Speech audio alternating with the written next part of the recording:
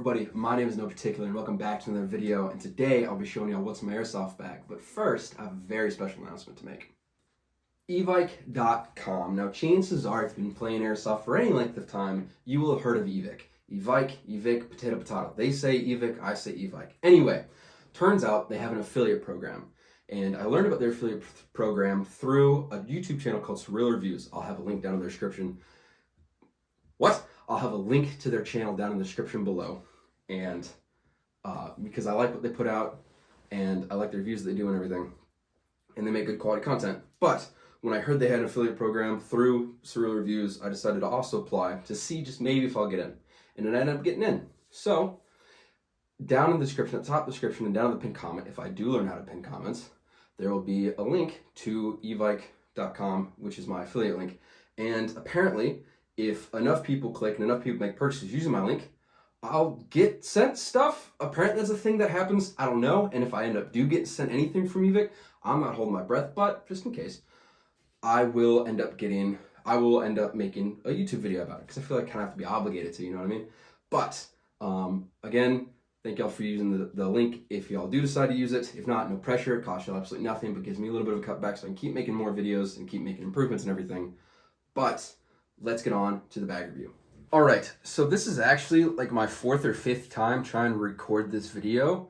I tried the other times using my GoPro, and for some reason, rather it be during editing, during filming itself, or during the uploading process, something would go wrong. They would rather corrupt the footage just wouldn't exist, or just it wouldn't upload, period. And just frankly, I don't know why. So we're gonna do this on my phone. It's gonna be a weird angle, doesn't look that high quality, and I apologize for that, but right off the bat, this is just a Mercury bag. I bought this at AFES, and it's one of these like roller bags kind of thing. So it's got wheels over here and a handlebar thing over here. So it's like a rolling suitcase kind of thing. But I still feel like we can still get through the video. All right. So in this front pocket, I have a couple of things. So right off the bat, I have an Odin speed loader. This is an actual Odin that I paid a little bit more for because I bought it in Italy. And so Airsoft gear in Italy is a little more expensive than it is anywhere else, and that's a different story entirely. But this is an actual Odin. I use an actual Odin mainly because of the fact that I've seen the fake Odins break a lot easier, and I still have my Gen 1 Odin from like years and years ago, and it still works perfectly. So I'm always going to use the Odins that are actually trademarked and everything by Odin. But to keep going, just a little insert for SMG mags, just in case I want to play out with my M445 or with my MP7, because these fit both mags just perfectly. And I have 2 bags of BBs, so I just have some non-tracer G&D .25s, but they're biodegradable, save the turtles and everything. And then I have these. These are not biodegradable. These are back from the UK, just tracer BBs, .25s again.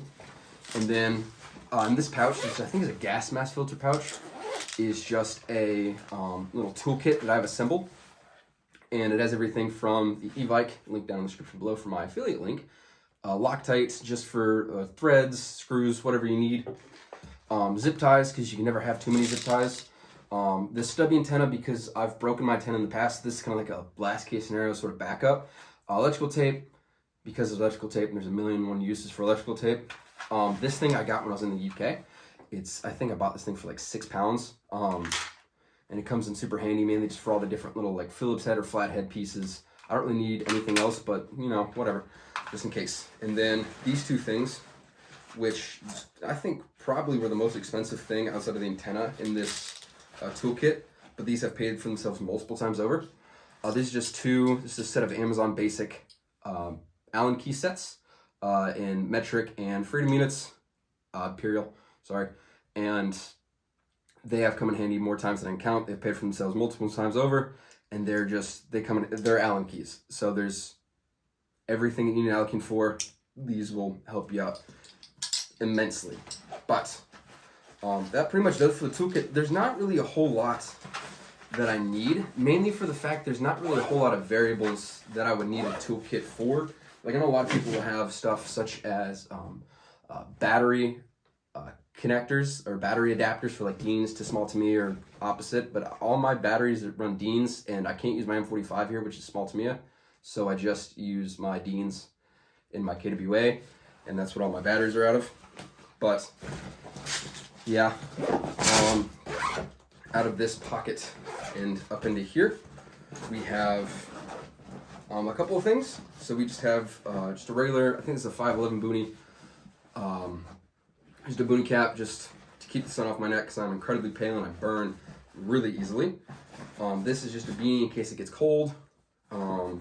These are arm guards by Condor, just in case if I'm playing CQB like I was in battle stations, the BBs wouldn't rip through skin, they just leave welts and not scabs and scars all over. And this is just a dad cap from Operational Industries. So it's just mainly for the fact if I don't want to run comms, I don't want to run a helmet, and I just really want to just wear my ears, then this just goes perfectly well with that. So there's nothing really much to say about that. And then up in this top pocket over here, I have two really important things. So the first thing I want to cover is just that Blackhawk 1-point sling that I've always been running since I started this channel. But recently I've had the idea to start looking into like a 2-point sling. This isn't anything special. This is just one of them Chinesium sort of knockoffs of just a 2-point sling. Little clips and stuff on it, but it's not bad. I enjoy the 2-point sling. I kind of want to get away from the 1-point sling just simply for the retention purposes. That's not the right zipper. Where's the zipper? There is another pocket like this on the other side, but I don't keep anything in it. That would be like if somebody was coming out to play Airsoft with me, then I would add like extra gear to hold, or there'd be like an extra piece of kit. If I am like changing in and out of the field, then I would keep the clothes in the other pocket or just a different bag entirely. But for the purpose of this video, there's nothing in that other side pocket. Now, there's a chair back here. Now, on the meat and potatoes of it all, I have a couple of things. So I finally got my TRX Arms AC1 in the mail. And so I'm able to run it over here. And I have that knockoff Spiritus Microfight by Emerson on here that the Swift clips that come with AC1 and the clips that come with the Emerson Microfight fit in perfectly. So there's really no complaining about that. I don't really want to take off the clips on the sides. And you can't just slide them off like you can with the actual Spiritus. Just because I sometimes still want to run chest rig. And I just have the 3 KWA 120s. I have a dangler here that's actually connected to the, that's actually Velcroed in, as well as the radio, which is just the under the cummerbund kind of thing. And then it still does have the elastic cummerbunds on the side where I just keep the main mag that I'm going to be using in the back. Oh yeah, then over here I still have that Whiskey Tango Foxtrot Industries, whatever it's called, adapter, along with the mini map pack on the back. And then I just have a buddy mag with just a adapter. I think it's just 762. I just folded in half adapter for just a buddy mag in the back. And then so I have a radio antenna extender that's ran all the way through the shoulder straps, just so that way I can end up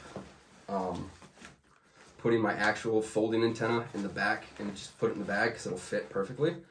So that way it just runs, that way the antenna's out of the way and it won't break as easily. And then I have HSGI shoulder straps, padding on the top. I've had these for like 2-3 years.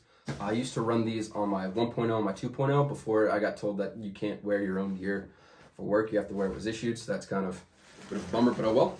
I'm gonna put that out of the way. And up here I have my kind of GoPro filming case where I keep my batteries, camera, accessories like helmet mounts and stuff. Go over there.